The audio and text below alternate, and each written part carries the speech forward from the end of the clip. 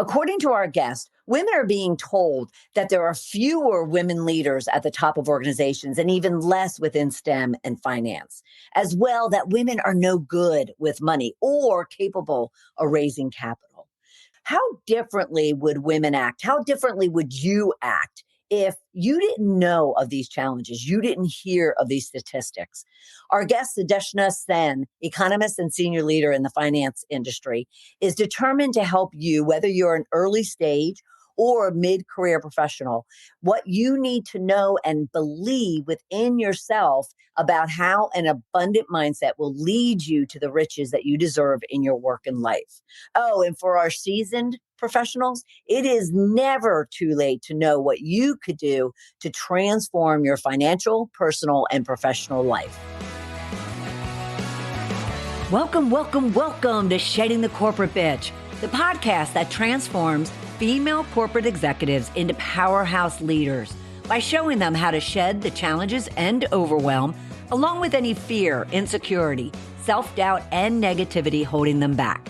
I'm your host, Bernadette Bose of Ball of Fire Coaching, bringing you powerhouse discussions each week to share tips, advice, and sometimes tough love so you create the riches in your work and life you deserve. Sudeshna, how are you? Welcome to the program. I'm great, Bernadette. How are you? Thanks for having me. Oh, you're so welcome. I am actually really interested and intrigued on this conversation because, one, I love the fact that we're going to be talking to predominantly the young women of the Shedding the Bitch community, and yet at the same time, seasoned professionals that are out there are going to be able to garner some great insights and great information during the discussion. So nobody go anywhere. All right. But before we get into all the kind of the business talk, tell us a little bit about you so we can actually get to know you and relate to you. Sure. I'm Sudeshna. I was born and raised in India. I'm an economist by training, worked in the financial services industry for over a decade now, primarily within tech, data. So all of that is my go-to subject. And I still have a corporate job, but I also have a venture called the Abundance Psyche, where I help people really tune into and earn more money. That's one of my core philosophies, that if people earn more money, nothing bad happens to the world. I don't want to say it in so many words, but in general, as a rule of thumb, if you are on a moral, ethical path of earning money, it's generally good for the world. That's Right. what I believe in. Right. Sure. Now, you had mentioned to me before we got on the call, you have a 3-year-old. I do, yeah. Yeah, very sweet, very sweet. So we're going to also get into talking about kind of your own experience, both as a corporate executive and an entrepreneur, as a woman of color, moving to London. You're in London, correct? I'm in London, yes. And then also having a child and trying to kind of live the corporate world while balancing or blending, as I call it, a entrepreneurial world as well, along with the family. So we have a lot to unpack here, and ultimately we also want to talk about kind of some data that you have found that I found very intriguing about how and what women, especially young women, need to kind of ignore some data that's out there, some myths. We might even call them myths, because it just creates some negativity and limiting beliefs for them. So let's see where we start. First off, being that we just kind of highlighted who you are personally, tell us about your journey. Tell us about how, someone like yourself, successful 10-year corporate career, and then what made you also think about this entrepreneurial venture as well. Sure. So I spent most of my life wanting to really go after what I wanted to go after. And I was quite goal oriented and very motivated, some people call me. And when I moved to London, after a couple of years, what I realized was that there was a lot of cultural differences that I had to retrain myself in. And therefore, I was probably not running as fast as I was expecting myself to run. And I was in quite a male dominated industry. So, management consulting, finance, technology. You put Right. those three together, I would typically be the only woman in the room many a times. And therefore, sometimes I realized that there were things that I was learning from that one woman that I met on a project 5 months back, 6 months back. And I realized that it was not just me as a woman, there were other people of color, other people who were moving into a new continent, a new industry, who were going through similar challenges. And I started writing about it on my blog. And one thing led to another. And I think the blog sort of grew into how people could find a job that's aligned to them, a career that's aligned to them. And then as I evolved more into who I am, so I'm trained in economics, like I said, and spent the entire career in financial services, I started talking a lot more about money. And the two actually go quite hand in hand because, I mean, let's be honest here, we all are in our careers, hopefully because we want to make money. And I personally believe that a lot of us sort of think that money is this evil thing, that it's not great to be obsessed about money. And look, I don't want to say that be obsessed about money, but I think just creating a gap between that negativity that Mm-hmm. money is bad is Mm-hmm. not useful. So Right. that's Right. where I am going with it. Yeah, sure. What would you say those cultural differences were that you had to adjust to, especially being a woman, being a young woman, being one of color? What were the cultural differences that slowed down your path? So, a few things I think. The first thing is that it sounds interesting that we all speak in English, but our cultural references are not the same.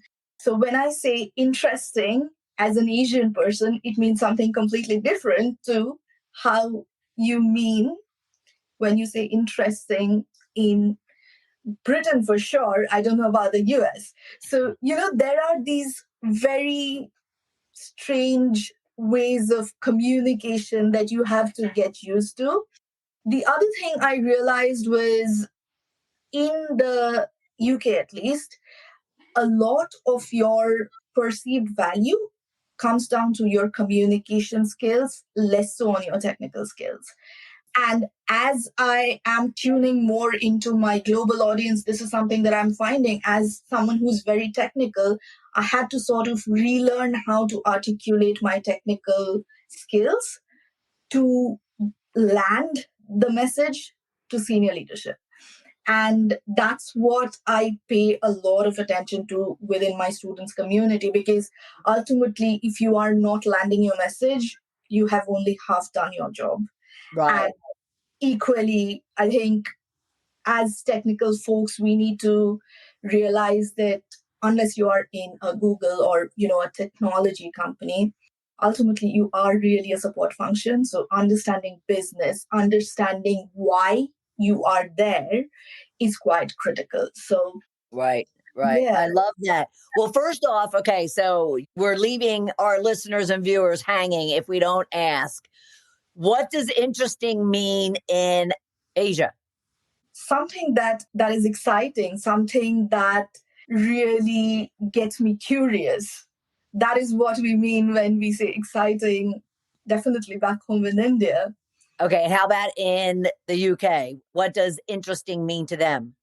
I think interesting means not so good. Oh, that's an interesting way of looking at it, meaning I probably wouldn't do that.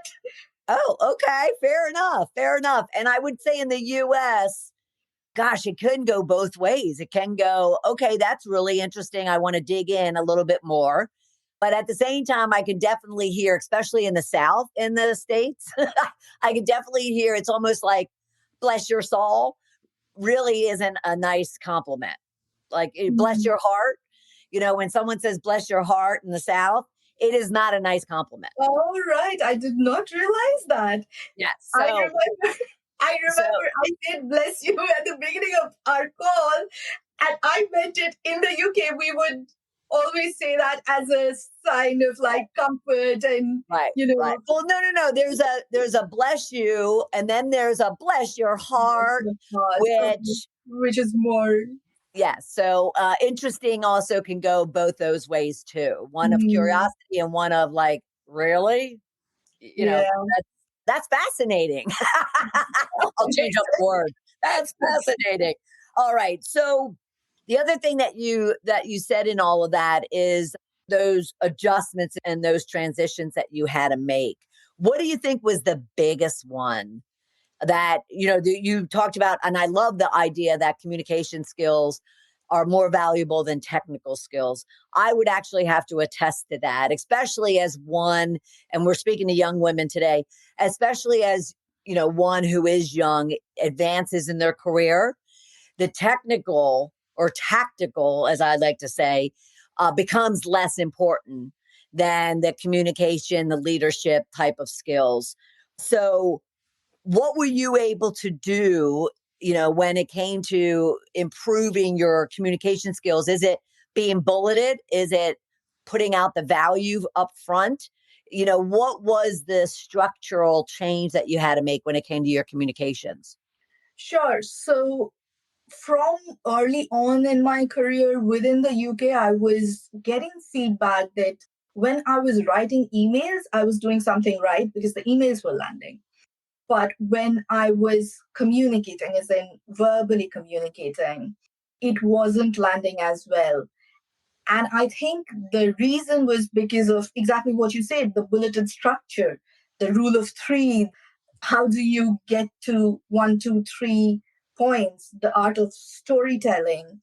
You also want to think about who you are communicating to, because ultimately you are going to lose your audience if you are trying to get down to every technical detail when you are communicating with an exec. But if you start talking about how you would speak to your exec, to your technical team, they would be like, this doesn't make any sense. So ultimately, dialing in your communication to your audience is probably quite critical. And then there's this amazing book that I read, which is called The Pyramid Principle, which got me started thinking about communicating to exec folks. And the pyramid principle is really very simple if you think about it. It talks about start with the conclusion that you want to drop on the exec. And then if that's not enough, go into the next deeper level. And that's how you sort of, if they want to know more, go to one level deeper, one level deeper, one level deeper. So that's how you structure the pyramid. Nice. Yeah, and that's typically how we would like write slides in management consulting as well. You start with an exact summary, then you expand on it. You sort of, I'm going into my management consulting communication lessons now, but what they tell you is the titles should tell you the story, the entire story. If you read the titles, that should tell you the story. If you need the details, they can come back to the rest of the slides. Yeah, I So, love that. yeah. Yeah, I love that. And it's funny that you should say that because I get that with the title of my podcast here, as well as my book, which is the same title, is it tells the story. Like in 4 words, it tells you exactly what it's all about if they understand what bitch is, because it's not the person, it's our limiting beliefs, which is what I want to get to next. You had mentioned at the beginning that, there's also this challenge in your business around the abundance psyche obviously speaks to the fact that there's a mindset that also young women coming up, in the ranks, mid-career is another area that you really work on. And then, of course, to our seasoned executives and professionals that are out there. But share with us kind of where your thought was when it came to needing to put out there something around the abundance psyche because of the fact that there's so many negative things being put out there that women, especially young women, are, believing. Yeah, sure. I'll cover it in 3 to 4 points. The first one that I was coming up against is this statistic that, oh, women are not really good at STEM and finance. There are not enough role models. There are not enough people in senior leadership positions. Therefore, even if I was to go down that route, I'd not be successful, right? So the moment you are told about these statistics, you sort of start believing in these statistics and Mhm. create this limiting belief around yourself. And I was just looking up earlier, it says that there are only 1.8% lesser women in STEM and finance boards, according to LSE research. And this is 7.56% lower than others. Doesn't mean the others are good, Right. just means that STEM and finance has a dramatically different problem. When we look into even more statistics like, women who are getting venture capital funding Mm. or who are thinking about their senior leadership careers across industries, not only STEM and finance, we really see very tiny percentages of women. And then when you throw into the mix women of color or, pregnant mothers, or I know personally from my experience, a lot of my students, when they were expecting, they were not ready to change careers, or 3 years before they even started trying to conceive, they are limiting their careers because they're afraid. They want to have a safe space Right. when the child is there. That really surprises me because I think only women do that. I think if you think about men, they would really position their careers and go like, how do I get ahead so that I can provide more safety for my family? Women, Right. on the other hand, would almost create this safety bubble Yes. because they automatically assume that in a new job it'll be tougher and therefore they won't get as much flexibility and so on. Yeah. So that's something I definitely find interesting as a statistic. And to be honest, something I wish women just did not know about. Right. You talked about the abundance mindset. So, this is the other thing that I notice amongst others. Many people would only focus on what I want to do. How do I make more money? Right? It's all about me, me, me, me, me. But interestingly enough, money is made when you exchange value and you provide value to the other person. So you want to be providing as much value to the other person so that you can make money, right? It's very counterintuitive, which is why I started talking about abundance and the fact that you want to think of this entire world as a family. You're not like, Right. it's not Right. exploitative. It's Right. about synthesizing, it's about working together, collaboration, and all of that. So Well, yeah. I love that because, I was definitely that me, me, me, me, me person for decades and really didn't consider anybody else other than what's in it for me. How is this going to benefit me? How is it going to get me ahead? How is it going to get me more money? And I love your point about the fact that and I'll put it in the words that kind of shifted me was serving others serves me. And, Mm. and when I first heard that, and actually read it also in a passage from one of the scripture books that I have, when I first read that, I found it to be extremely selfish. I'm like, okay, so I'm just going to serve others so it serves me. But then I sat with it probably for a couple of years. And I wish I had known you then and had you kind of coaching me then because I would have gone through it faster. Because I did eventually land on exactly what you said is for me to get what I want and to achieve my goals, I need to help others and serve others to help them achieve their goals. And in that, I get more out of it, not even just financially or professionally, but even more so personally from it. And that's then when I realized serving others serves me is not selfish or greedy, but it's more what you're talking about when it comes to the abundant Yeah, psyche. yeah. And Love it it. changed everything for Beautiful. me. Changed Serving everything. others serves me. That's beautiful because it's so succinct and captures the entire message in 4 words. Right. Right. And when I start getting like selfish, or I start getting a little bit kind of, I'll call it desperate, but that's something I haven't been in a long time. But when I start getting like, I'm not getting where I want to go, I just repeat that to myself over and over and over again. And it just totally shifts me. So, what do you do and how do you support? You call them students, from what I Yeah, can tell. yeah. How do you support your students in taking on this abundance psyche? So I work with my students within my coaching programs, and I have a couple of job search programs that I run. And within that, I obviously go through the usual job search stuff that people want to go through. Like, they want their CV, they want their interviews foolproofed and practiced and so on. And I do all of that because that's what people want. But what they don't realize is that during the interview, they were too focused on themselves. What's my experience like, right? Mhm. But yeah, sure, people are hiring you for your experience, but actually they are not hiring you for your experience. They are hiring you for what your experience can bring to their That, company and solve their problems.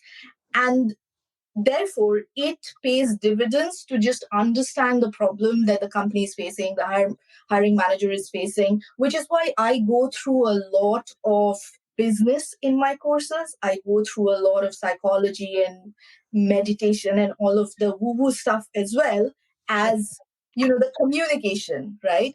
Ultimately, you need both. You need the communication, you need the confidence, you need the commercials. So one cannot function without the other. And once all of that lands, I think people find it really easy to go and crack interviews. So one of my students, I think she's been trying to get a job for like 7, 8 years, something like that, but she was not really successful.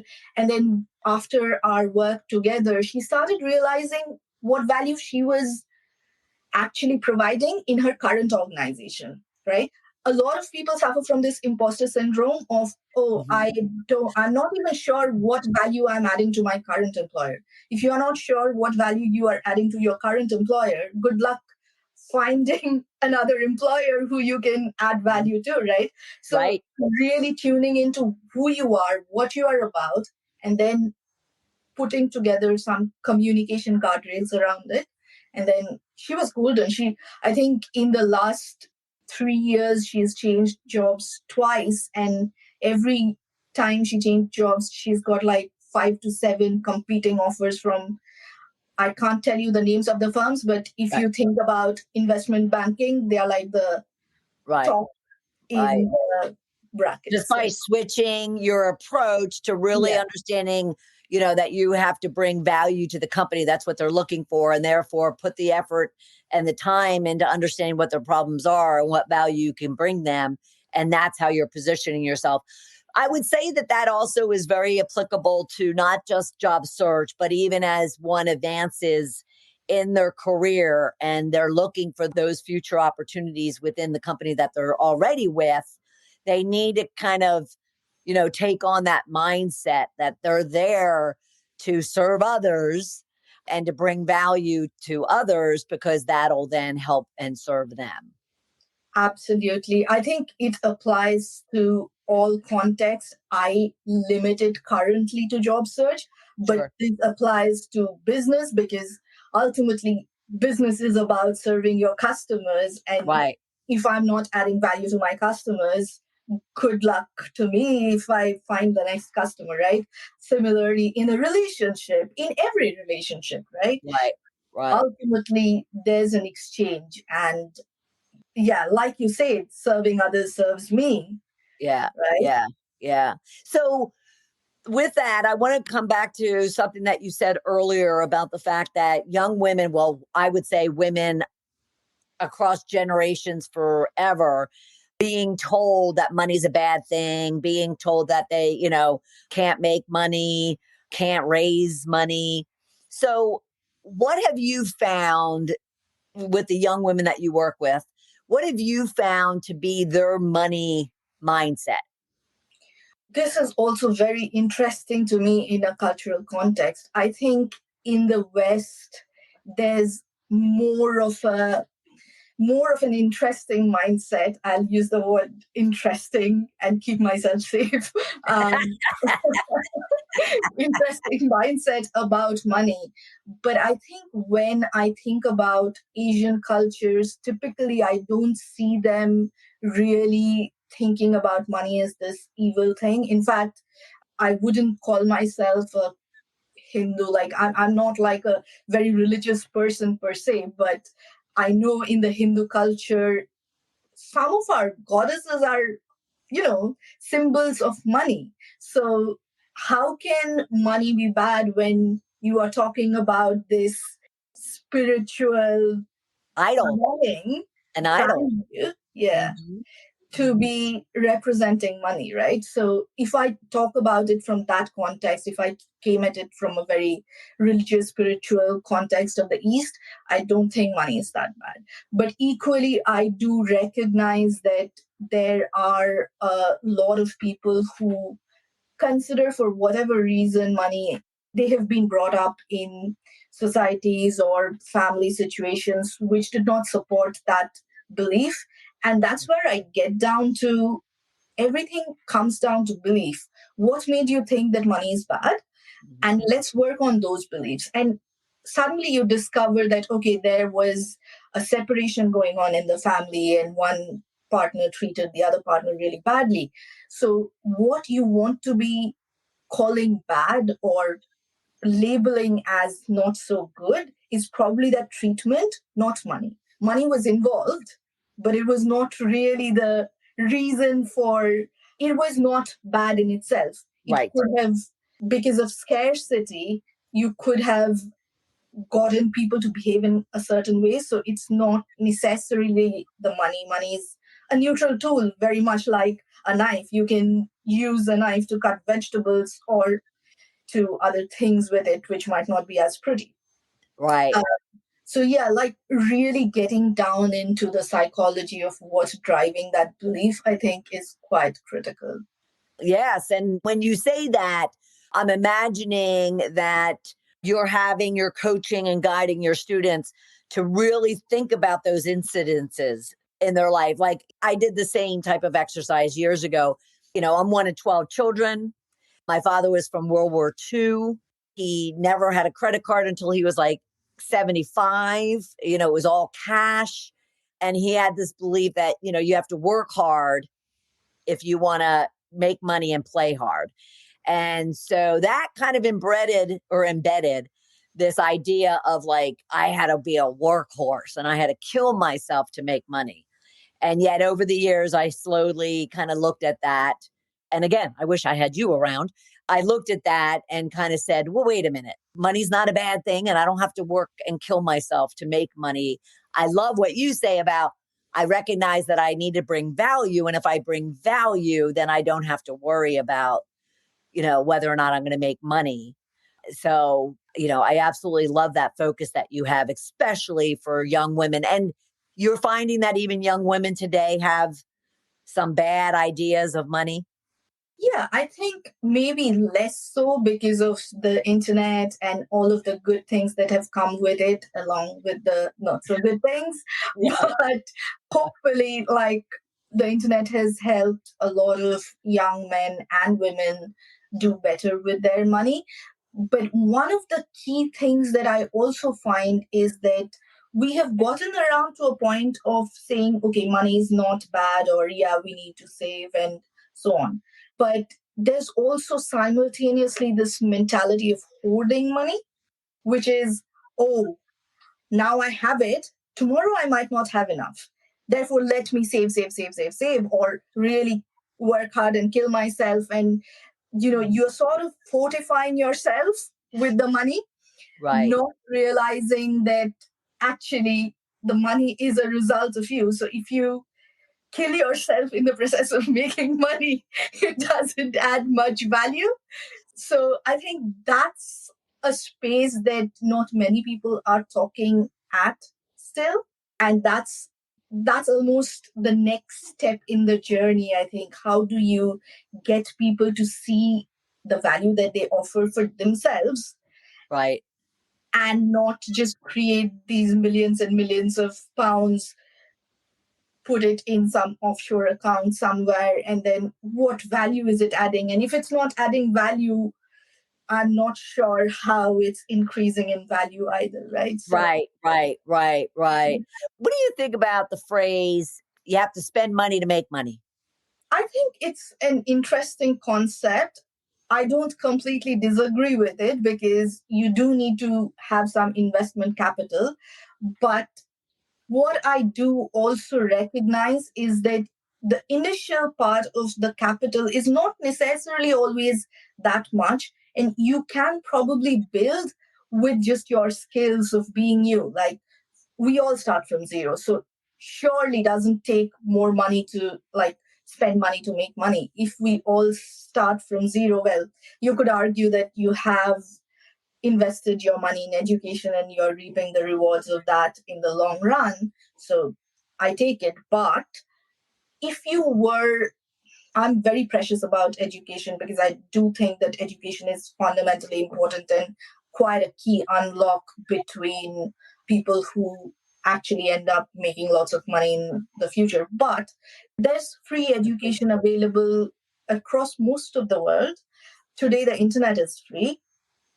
You could argue, well, you need an internet connection and that costs money.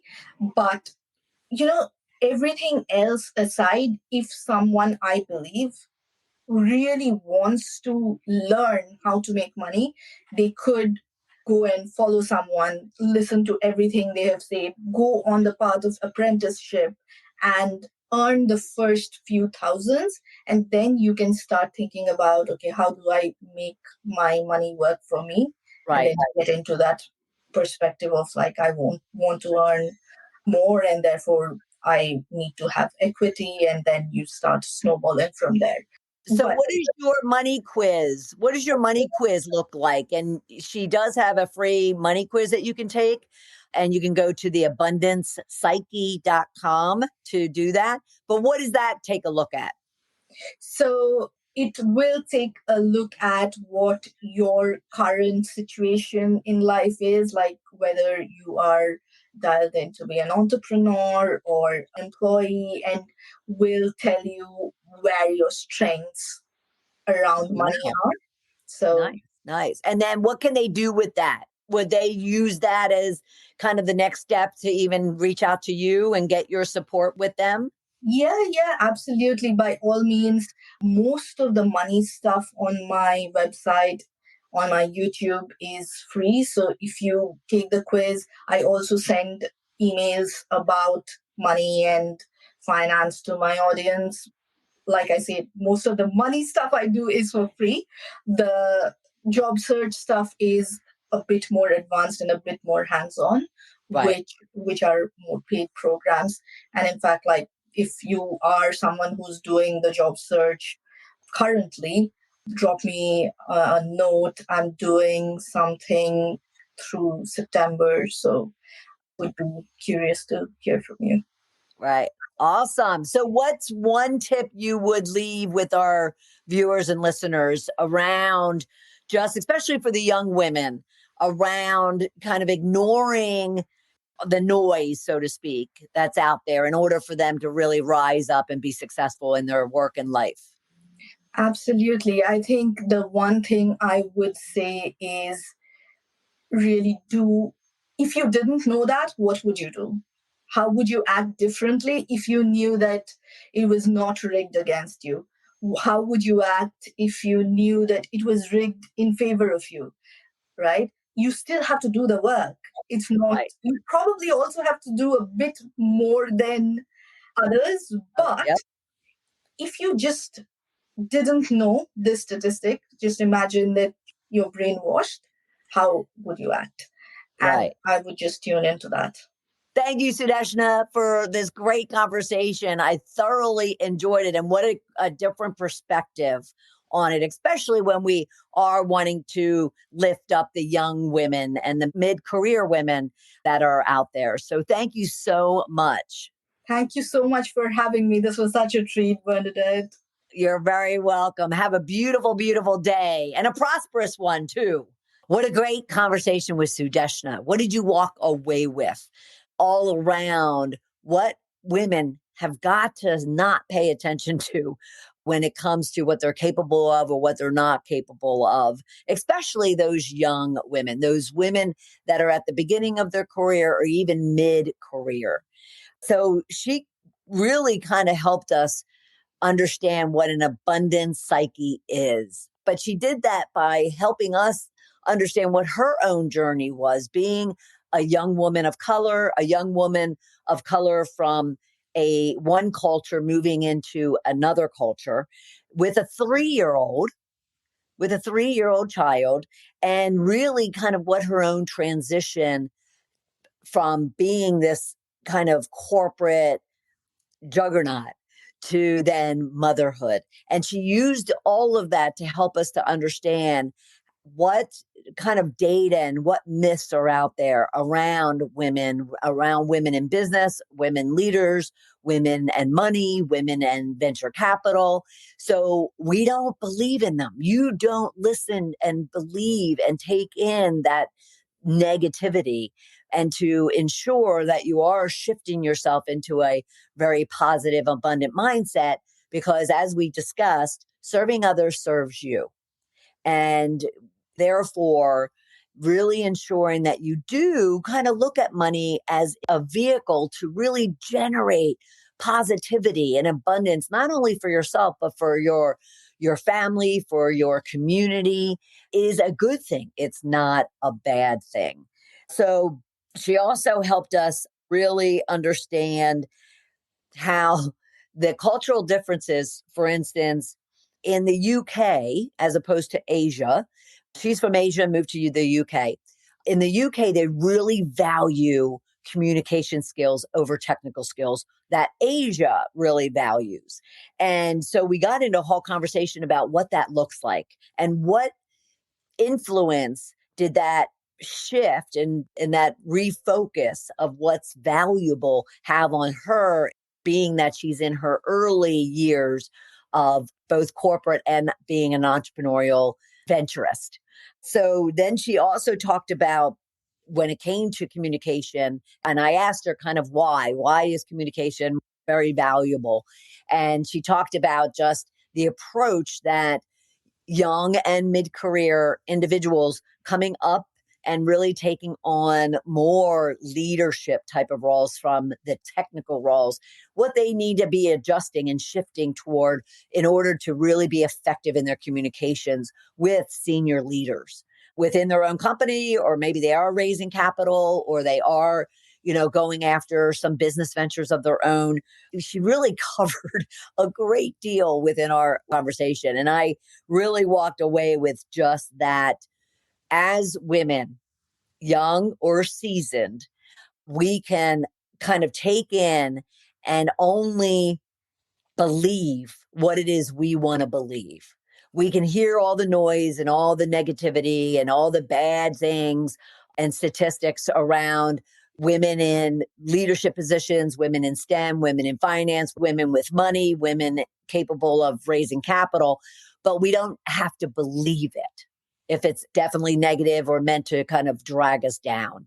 And so having an abundance mindset, abundance psyche, as she says, is extremely valuable. So be sure to check her out at theabundancepsyche.com. She also talked through her money quiz that you can take out on her website, and just kind of really look at what you need to be doing to shift yourself into an abundance psyche. And if you need to, reach out to Sudeshna at theabundancepsyche.com. But I am so thrilled that you were here. If you should need help in really trying to understand and how to, navigate your own career path, then be sure to also book a call with me. You can go to coachmebernadette.com/discovery call and let's have a conversation.